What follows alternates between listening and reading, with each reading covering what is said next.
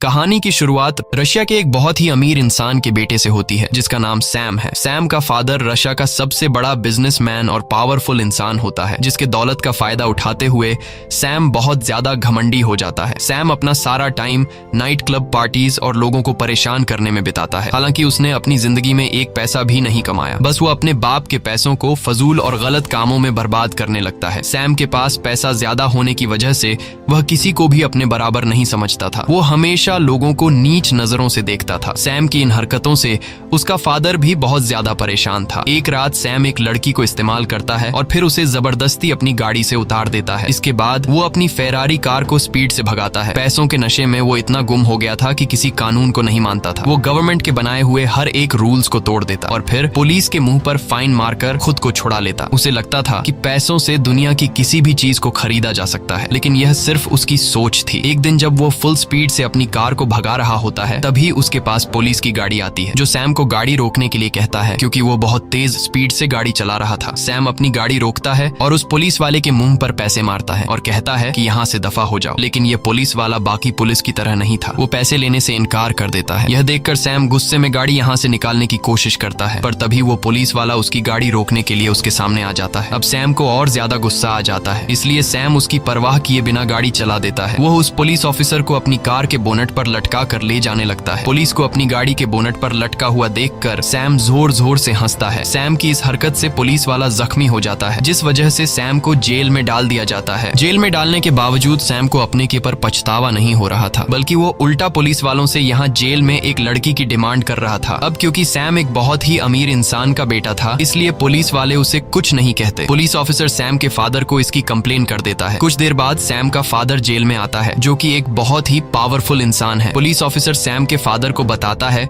कि तुम्हारा बेटा इतना ज्यादा बिगड़ गया है कि वो एक पुलिस वाले को सड़क पर आधी रात को घसीटता रहा और अब वो पुलिस वाला हॉस्पिटल में एडमिट हो गया है। ये सुनकर सैम का फादर उस ऑफिसर से कहता है कि मैं अपने बेटे की गलती के लिए आपसे माफी मांगता हूँ और मैं वादा करता हूँ कि आज के बाद वो ऐसी गलती नहीं करेगा। पुलिस ऑफिसर सैम के पिता की रिस्पेक्ट में सैम को छोड़ देता है। इसके बाद सैम के पिता सैम को घसीट कर बाहर लेकर आते हैं और उसे डांटने लगते हैं, लेकिन सैम पर अपने फादर की बातों का कोई असर नहीं होता। वो अपने फादर के सामने सिगरेट पीने लगता है। दरअसल सैम की मदर की डेथ हो चुकी है और सैम अपने पिता का इकलौता बेटा था, इसलिए सैम के पिता को सैम की हर एक जिद को पूरा करना पड़ता है। और सैम भी यह जानता था कि उसका फादर उसे डांटने के अलावा और कुछ कर नहीं सकता। लेकिन अब सैम का फादर सैम से बहुत ही ज्यादा परेशान हो चुका था। सैम के फादर को एहसास होता है कि अगर इसे रोका नहीं गया तो यह एक अपराधी बन जाएगा, इसलिए इसका कुछ करना होगा। सैम को सुधारने के लिए सैम का फादर अपनी एक दोस्त के पास जाते हैं और उसे सैम की सारी सिचुएशन समझा देता है। वो अपनी दोस्त से कहता है कि मैं किसी भी कीमत पर सैम को नॉर्मल इंसान बनाना चाहता हूँ जो दूसरों की इज्जत करे। ये सुनकर वो कहती है कि इसका एक तरीका है। मैं एक ऐसे ट्रेनर को जानती हूँ जिसने बहुत सारे बिगड़े लड़कों को सुधारा है। हालांकि उसका तरीका थोड़ा अलग है, लेकिन इस बात की मैं गारंटी देती हूँ कि सैम पूरी तरह से ठीक हो जाएगा, वो अच्छा इंसान बन जाएगा। और अब सैम के पिता उस ट्रेनर से मिलने के लिए जाते हैं, पर जब ये दोनों उसके घर के अंदर जाते हैं तो वो ट्रेनर को देखकर हैरान हो जाते हैं कि ट्रेनर अपने आप को फांसी लगा रहा है। दरअसल ये सब कुछ फेक होता है, ये सब उसने डिजाइन कर रखा था। वो कहता है कि ऐसे डिजाइनिंग से मैंने बहुत सारे बिगड़े लड़कों को सुधारा है। वो ट्रेनर सैम के फादर को अपनी एक उंगली काट कर दिखाता है, जो कि एक असली उंगली नहीं थी बल्कि फेक थी। ये देखकर सैम का फादर ट्रेनर से काफी ज्यादा इम्प्रेस हो जाता है और उसे सैम की सारी आदतें बताकर सैम को सुधारने का प्लान बनाने के लिए कहता है। वहीं हमें सैम को दिखाया जाता है जो हर रोज की तरह अपनी कार को बाहर नो पार्किंग एरिया में खड़ी करता है, पर जब वो वापस आता है तो देखता है कि एक ट्रक उसकी कार को लोड करके अपने साथ ले जा रहा है। ये देखकर गुस्से में वो उस ट्रक के पीछे दौड़ने लगता है और दौड़ते दौरान सैम को पीछे से कोई शूट कर देता है, जिससे सैम बेहोश हो जाता है।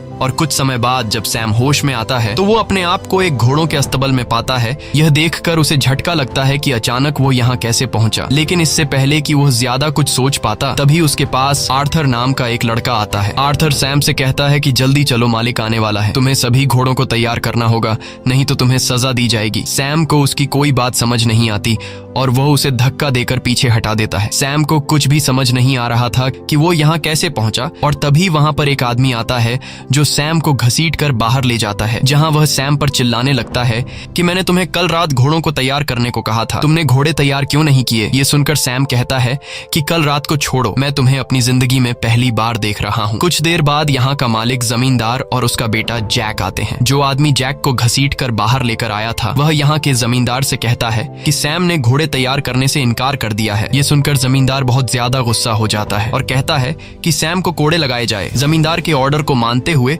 वो आदमी सैम को कोड़े लगाता है। जमींदार कहता है कि मैं चाय पीने जा रहा हूँ, जब मैं वापस आऊंगा तो मेरा घोड़ा तैयार होना चाहिए, नहीं तो सैम को और 100 कोड़े लगेंगे। सैम को कुछ समझ नहीं आ रहा था कि यह सब क्या चल रहा है। अब सैम को और 100 कोड़ों से बचाने के लिए आर्थर उसके पास आता है और सैम को घोड़ों के स्टबल में ले जाता है। घोड़ों के स्टबल में आने के बाद सैम आर्थर से कहता है कि मुझे कॉल करना है। अगर मैंने अपने फादर को बता दिया कि इन लोगों ने मुझे कोड़े मारे हैं तो मेरा फादर इन सब की जान ले लेगा। ये सुनकर आर्थर कहता है कि ये कॉल वगैरह क्या होता है, मुझे कुछ भी इसके बारे में नहीं पता, चुपचाप घोड़ा तैयार करो नहीं तो तुम्हें और 100 कोड़े पड़ेंगे। सैम बहुत ज्यादा परेशान हो जाता है कि अचानक वो कैसे इस तरह की जगह में फंस गया है, इसलिए सैम यहाँ से भागने की कोशिश करता है। दौड़ते दौरान वो गांव वालों से कहता है कि पुलिस को कॉल करो, लेकिन वे लोग पुलिस को नहीं जानते थे। वो भागते हुए देखता है कि यह कोई शहर नहीं बल्कि यह गांव है और लोगों के लाइफस्टाइल को देखकर वो समझ जाता है कि यह 2019 नहीं बल्कि 18 सेंचुरी का दौर है, यानी कि वो अपने टाइम से पूरे 200 साल पीछे आ चुका है। अब वो यहाँ से किसी तरह करके निकलना चाहता था, लेकिन तभी सैम को एक आदमी पकड़ लेता है। जब जमींदार को पता चलता है कि सैम ने गांव से भागने की कोशिश की है तो वह उसे फांसी की सजा सुना देता है। अब गांव से भागने के जुर्म में सैम को कुछ दूसरे लोगों के साथ फांसी के लिए ले जाया जा रहा होता है। जब सैम को फांसी लगने ही वाली होती है तभी वहाँ पर जमींदार की बेटी आती है जो अपने पिता से कहती है कि मैं इस तरह के खून खराबे से परेशान हो चुकी हूँ, आज मेरा बर्थडे है, कम से कम आज तो किसी की जान मत लीजिए। जमींदार अपनी बेटी की बात मान लेता है और वो सैम को छोड़ देता है। अब इस गांव में जो कुछ भी हो रहा था वो ऊपर से एक चील देख रहा था। फिर यह चील गांव के बाहर बने हुए एक घर में पहुंचता है जहां पर एक आदमी इसे पकड़ता है और यहाँ हमें पता चलता है कि यह कोई चील नहीं बल्कि ड्रोन है। ये पूरा सेटअप सैम के पिता ने ढेर सारे पैसे लगाकर सैम को सुधारने के लिए किया है। ट्रेनर ने जंगल के बीचों बीच एक सेट बनाया है जहाँ सैम को ऐसा दिखाया जाता है कि सैम टाइम ट्रैवल करके 18 सेंचुरी में पहुंच चुका है और वहाँ सैम एक नौकर की जिंदगी जी रहा है। यहाँ पर काम करने वाले सभी लोग एक्टर्स हैं और इस काम को बारीकी से अंजाम देने के लिए गांव के हर एक जगह पर हिडन कैमरास लगाए गए हैं और माइक्रोफोन के जरिए ट्रेनर सभी एक्टर्स को समझाता है कि उन्हें क्या करना है। सैम को दिखाया जाता है कि अब सैम इस बात को एक्सेप्ट कर चुका है कि सैम टाइम ट्रैवल करके 18 सेंचुरी में आ गया है और अब सैम न चाहते हुए भी इन लोगों के साथ मिलकर रहने लगता है। सैम सुबह जल्दी सूरज के निकलते ही जाग जाता है। जहाँ पहले सैम अपने घर के लग्जरी बाथरूम में खाली होता था, अब सैम जंगल के बीचों बीच खुले में पेशाब करता है। सुबह नाश्ते में उसे सूखी रोटी दी जाती है। वो यहाँ अपनी ड्यूटी निभाते हुए घोड़ों को तैयार करता है जिससे सैम को बहुत मुश्किलों का सामना करना पड़ता है और अगर सैम से कोई गलती होती है तो सजा के तौर पर सैम को घोड़े खाने पड़ते हैं और रात को बेड पर सोने के बजाय मजबूरी में सैम को जमीन पर सोना पड़ता है। सैम को कुछ समझ नहीं आ रहा होता है कि वो इस तरह की जिंदगी कैसे जिएगा और सैम हमेशा ऊपर वाले से यही विश करता है कि कब सैम वापस अपने टाइम यानी 2019 में जाएगा। एक दिन जब सैम गांव में घूम रहा होता है तब सैम को पास में किसी के रोने की आवाज सुनाई देती है। जब सैम वहां जाकर देखता है तो पता चलता है कि यह जमींदार की बेटी सोफिया है। सैम उसके पास जाता है और उसके रोने की वजह पूछता है। सोफिया कहती है कि मेरे पिता मेरी शादी एक बूढ़े आदमी से कराना चाहते हैं, मैं उससे शादी नहीं करना चाहती। लेकिन इस बात से सैम को कोई फर्क नहीं पड़ता। सैम कहता है कि यह तो अच्छी बात है, वो बूढ़ा आदमी जल्दी ही मर जाएगा और उसकी सारी दौलत तुम रख लेना। सैम यहाँ इतने बुरे हालात में होने के बावजूद अपनी शैतानियों से बाज नहीं आ रहा था। वो अगले दिन जमींदार की मुर्गी चुरा लेता है क्योंकि यहाँ हर रोज सब्जी खाकर सैम बोर हो चुका था। सैम अपने दोस्त आर्थर से कहता है कि जल्दी से इसे पका कर लाओ और फिर हम दोनों इसे मिलकर खाएंगे। जब मुर्गी पक जाती है तब सैम अकेला ही पूरी मुर्गी खा जाता है। सैम आर्थर के लिए कुछ भी नहीं बचाता। आर्थर जब उसके पास आता है और अपने हिस्से का चिकन मांगता है तब सैम आर्थर से कहता है कि मैंने तुम्हारे हिस्से का चिकन भी खा लिया। यह सुनकर आर्थर को बहुत बुरा लगता है। कुछ देर बाद जमींदार के घर पर नौकरों का जो सीनियर होता है उससे पता चलता है कि जमींदार की मुर्गियों में से एक मुर्गी कम है और वह मुर्गी घर में रहने वाले किसी एक नौकर ने चुरा कर खाई है। इसलिए वहाँ पर जितने भी लोग काम करते हैं वो उन्हें लाइन से जमीन पर बैठा देता है और उनसे कहता है कि जिसने भी मुर्गी चुराई है वो अपने आप सामने आए वरना सबको सजा मिलेगी। जब कोई भी मानने को तैयार नहीं होता तब उसे आर्थर पर शक होता है। वो आर्थर को घोड़ों के स्तब्ल में ले जाकर बहुत ही बुरे तरीके से पीटता है। सैम ये सब कुछ देख रहा होता है लेकिन वो सच नहीं बताता। सैम को सिर्फ अपने आप की परवाह होती है। उसे अभी भी किसी दूसरे को तकलीफ में देखकर कोई फर्क नहीं पड़ता। कुछ देर के बाद आर्थर सैम के पास आता है और अपनी शर्ट ऊपर करके उसे अपनी पीठ पर कोड़ों के निशान दिखाता है जो कि दरअसल यह एक रियलिस्टिक बनाया गया मेकअप था। लेकिन सैम को यह पता नहीं था कि यह असली में मेकअप है। सैम को सच में लग रहा था कि आर्थर ने मार खाई है, लेकिन यह जानने के बावजूद कि आर्थर ने मेरी वजह से मार खाई है, फिर भी सैम को आर्थर के लिए जरा सा भी बुरा नहीं लगता। तभी वहाँ रोज नाम की एक लड़की घोड़े से उतरती है। घोड़े से उतरते समय सैम उसका अंडरवेयर देख लेता है। यह सब देखकर सैम के दिल में कुछ देर के लिए फीलिंग्स जागने लगती हैं, लेकिन तब उसे रियलाइज होता है कि यह लड़की 18 सेंचुरी में भी मॉडर्न दौर का अंडरवेयर कैसे पहन रही है। ये सब समझने के बाद सैम दौड़कर उस लड़की के पास जाता है और उस लड़की को अपना अंडरवेयर दिखाने को कहता है। सैम कहता है कि तुम्हारे पास फ्यूचर के अंडरवेयर कैसे आए। जब वो लड़की कुछ भी रिस्पॉन्स नहीं देती, तब सैम जबरदस्ती उसे चेक करने लगता है। अब इससे पहले कि सैम सब कुछ देख पाता, तब गांव वाले आकर उस लड़की को सैम से छुड़ा लेते हैं और रोज नाम की वो लड़की अपने घोड़े पर सवार होकर चली जाती है। दूसरी तरफ कंट्रोल रूम में ट्रेनर किसी तरह भी सैम को यह सच्चाई मालूम होने नहीं देना चाहता था कि यह सब रियल नहीं बल्कि फेक है। वो हर हाल में सैम को बदलकर सुधारना चाहता था और अगर सैम को सच्चाई का पता चल गया तो वो कभी नहीं सुधर पाएगा। वहीं सैम के पिता भी यह सब बंद करने को कहते हैं, क्योंकि इतनी कोशिश करने के बावजूद भी उनका बेटा सुधरने का नाम ही नहीं ले रहा था। लेकिन तभी उन्हें मैसेज आता है कि गाँव में सैम रॉज से माफी मांगने के लिए उसे ढूंढ रहा है। ये मैसेज सुनकर उन्हें लगता है कि हमें थोड़ी बहुत और कोशिश करनी चाहिए। इसके बाद ट्रेनर माइक्रोफोन के जरिए रॉज से कहता है कि तुम जल्दी से सैम के सामने आओ। रॉज जब सैम के सामने आती है, तब सैम सच में रॉज से माफी मांगता है और कहता है कि मुझे आपके साथ इस तरह की बदतमीजी नहीं करनी चाहिए थी। रॉज सैम को माफ कर देती है और सैम से ज्यादा बात किए बिना वहां से चली जाती है। अब रात को गांव में एक फेस्टिवल होता है जिसकी सब तैयारी करते हैं। यहाँ सब गाते, नाचते और खूब एंजॉय करते हैं। इस फेस्टिवल में सैम भी गाँव के लोगों के साथ नाचने लगता है। तभी जमींदार की बेटी सोफिया सैम के साथ आकर नाचने लगती है। वह धीरे धीरे सैम से चिपकने की कोशिश करती है और कहती है कि मैं उस अमीर बूढ़े से कभी भी शादी नहीं करूंगी। मैं अपने लिए एक खूबसूरत नौजवान लड़का ढूंढ रही हूँ। अगर मुझे कोई नौजवान लड़का नहीं मिला तो मैं खुद को मार डालूंगी। असल में यह सब ट्रेनर का प्लान होता है कि सैम जमींदार की बेटी के प्यार के जाल में फंसे ताकि उसके दिल में इमोशंस आए और वो बदल सके। लेकिन सैम को जमींदार की बेटी में कोई इंटरेस्ट नहीं होता। वो अभी भी रॉज को ढूंढ रहा होता है। वो देखता है कि रॉज एक जगह अकेली बैठी हुई है। ये देखकर वो फौरन रॉज के पास आता है और उससे बात करने की कोशिश करता है, लेकिन रॉज सैम से ज्यादा बात नहीं करती। तभी वहाँ पर आर्थर आता है जो उसे बताता है कि जमींदार की बेटी तालाब में डूब रही है। ये सुनते ही सैम दौड़कर उसे बचाने के लिए जाता है और उसे बचा लेता है। वो मास्टर की बेटी को बचाकर उसके घर ले जाता है, जहाँ पर मास्टर की बेटी उसके करीब आने की कोशिश करती है, मगर सैम को इसमें कोई इंटरेस्ट नहीं होता। इसलिए वो इसे यहीं पर छोड़कर सीधा रोज के पास चला जाता है